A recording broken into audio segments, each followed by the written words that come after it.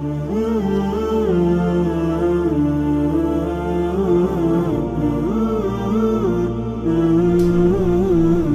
hamdalillah nahmaduhu wa nasta'inuhu wa nastaghfiruh wa na'udzu billahi min sururi anfusina wa min sayyiati a'malina. Man yahdihillahu fala mudilla lahu wa man yudlilhu fala hadiya lahu. Ashhadu an la ilaha illallah wahdahu la syarika lahu wa ashhadu anna sayyidana Muhammadan abduhu wa rasuluh la nabiyya ba'dah. Allahumma salli wa sallim wa barik ala nabiyyika Muhammadin wa ala alihi wa man tabi'a hudahu ila yaumil qiyamah. Amma ba'du, usikum wa iyaya bitaqwallah. Ittaqullaha haqqa tuqatih wa la tamutunna illa wa antum muslimun. Faqad qala Allah Ta'ala fi kitabihil karim wa huwa asdaqul qailin. Ya ayyuhalladzina amanu taqullaha wa qulu qawlan sadida yuslih lakum a'malakum wa yaghfir lakum dhunubakum wa man yuti'illaha wa rasulahu faqad faza fawzan 'azima. Shadaqallahul 'azim. Ma'asyiral hadirin sidang Jumat yang dirahmati oleh Allah Subhanahu wa taala. Marilah kita tingkatkan ketakwaan kita kepada Allah Subhanahu wa ta'ala dalam sisa umur yang Allah berikan kepada kita, dengan berusaha semaksimal mungkin menjauhi larangan-larangannya dan melaksanakan perintah-perintahnya dalam seluruh aktivitas kita selama ini. Rasulullah SAW seringkali memberikan wasiat takwa kepada para sahabatnya, sebagaimana yang pernah beliau sampaikan kepada dua sahabat beliau yang sangat mulia, yaitu Abu Dzar Al-Ghifari dan Mu'adz ibn Jabal. Dalam riwayat At-Tirmidzi, beliau Rasulullah sallallahu alaihi wasallam bersabda, ittaqillaha haitsuma kunta wa atbi'is sayyi'atal hasanata tamhuha wa khaliqin nasi bi khuluqin hasan. Bertakwalah kepada Allah Subhanahu wa ta'ala di mana saja engkau berada, dan barengilah perbuatan yang buruk dengan perbuatan yang baik, dan beramallah, berakhlaklah yang baik kepada semua manusia. Ma'asyiral hadirin sidang Jumat yang dirahmati oleh Allah Subhanahu wa ta'ala, hadis di atas memberikan penjelasan kepada kita semua bahwa ketakwaan itu tidak terbatas pada waktu dan tempat tertentu.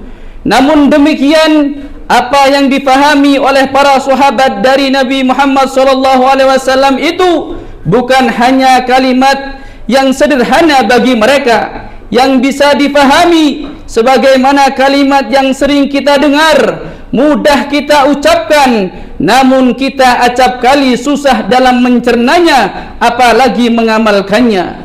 Karena pentingnya kalimat takwa itu, Sayyidina Umar ibn Khattab radhiyallahu an pernah berkata dalam riwayat yang sahih, beliau mengatakan, at-taqwa huwal khawfu bil jalil wal amalu bitanzil wal ridha bil qalil wal istidad bi yaumir rahil.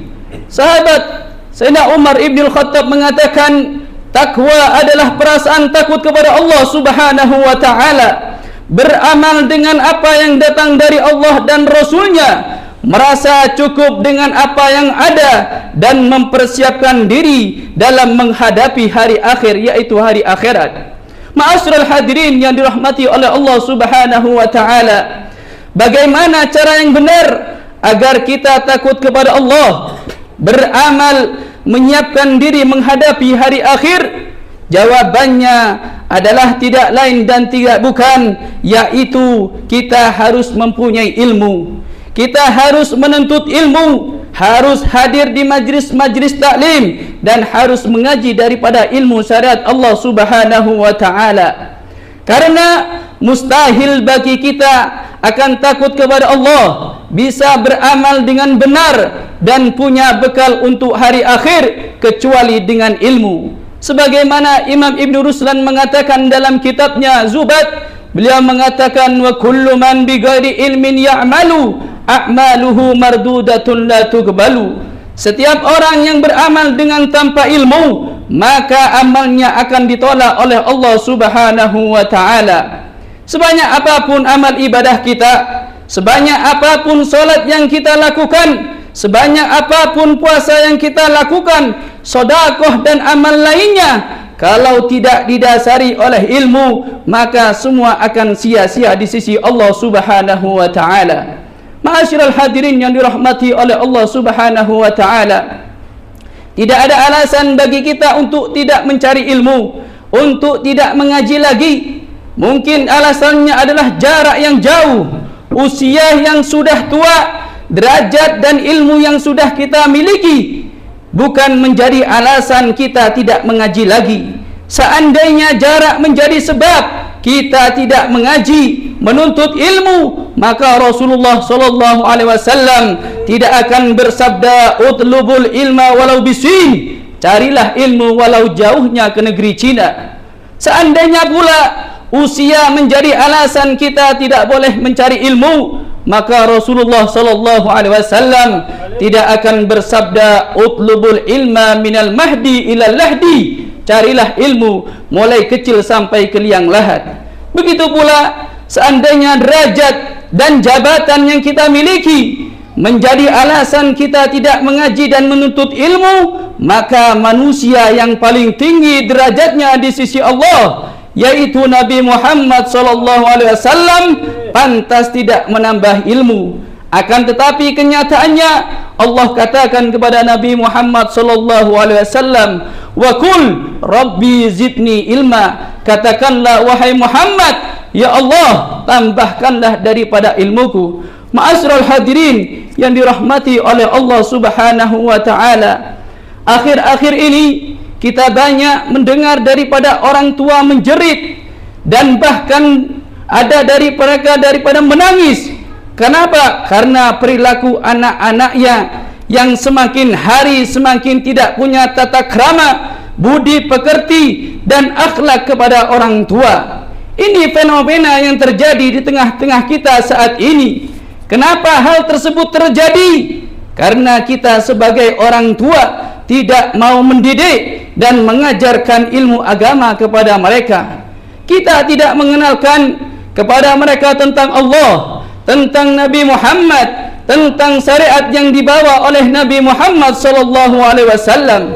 Ini kewajiban kita, ini tanggung jawab kita sebagai orang tua, dan bahkan kita sebagai seorang suami yang mempunyai daripada tanggungan istri dan anak. Kelak di akhirat kita akan diminta pertanggungjawaban oleh Allah Subhanahu wa taala. Kullukum ra'in wa kullukum mas'ulun an ra'iyati. Setiap dari kalian adalah pemimpin, dan pemimpin akan diminta pertanggungjawaban dari apa yang dia pimpin. Oleh karenanya ma'asyiral hadirin, marilah kita bersama-sama ajak daripada anak-anak kita untuk menghadiri majlis-majlis taklim, untuk menghadiri majlis-majlis yang mana di dalamnya dikaji daripada ilmu syariat Allah Subhanahu wa taala, agar mereka mengenal daripada Allah, mengenal daripada Nabi Muhammad sallallahu alaihi wasallam, dan mengenal daripada ajaran syariat yang diajarkan oleh Nabi Muhammad sallallahu alaihi wasallam. Mudah-mudahan berkat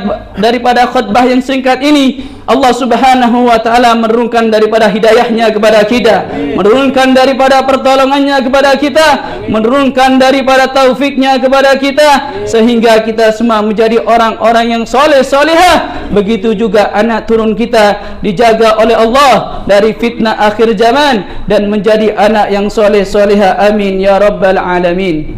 Inna asana ma qara'ahul qari'un wa ablagha ma sami'ahu sami'un kalamun man idza arada syai'an an yaqula lahu kun fayakun. Bismillahirrahmanirrahim. Qul huwallahu ahad, Allahus samad, lam yalid wa lam yulad wa lam yakul lahu kufuwan ahad.